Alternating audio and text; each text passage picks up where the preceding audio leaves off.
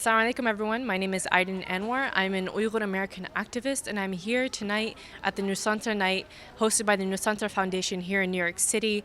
And part of this night will be dedicated to raising awareness of the atrocities occurring in Chinese occupied East Turkestan, which China has renamed to as Xinjiang, meaning new territory. And basically in East Turkestan right now China has detained 1 to 3 million Uyghurs and other Turkic Muslims into concentration camps where they are forced to denounce Islam, adopt atheism, and pledge allegiance to Chinese state as God.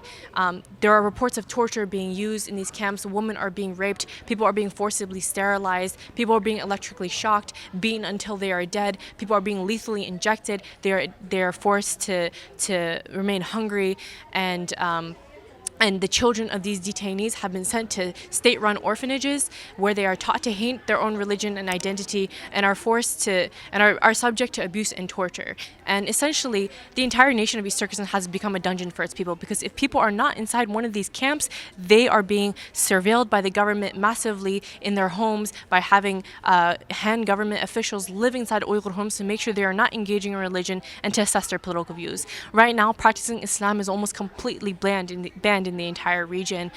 Praying, fasting, wearing hijab, even refusing to smoke a cigarette can send one to these camps. Even having an Islamic name is a crime. So if you have a name like Muhammad or Fatima, you have to change your name to something that is not Islamic or to an ethnic Han name. And people are being sentenced to mass prison terms where anywhere from 10 to 15 years for simply wearing the hijab, for example. Right now, the world really has no idea that any of this is happening, and China is getting away with its actions right now. Essentially, it's carrying out an ethnic cleansing, and the reason it's doing so is to maintain tight control over the occupied land, and the existence of Uyghurs.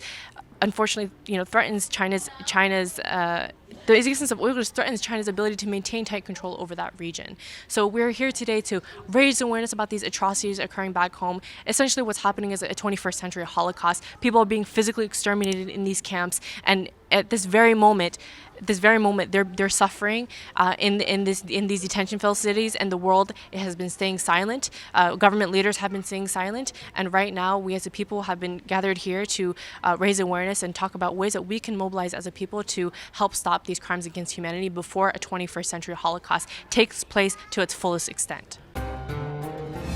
ITV, Call of Peace, Save Humanity.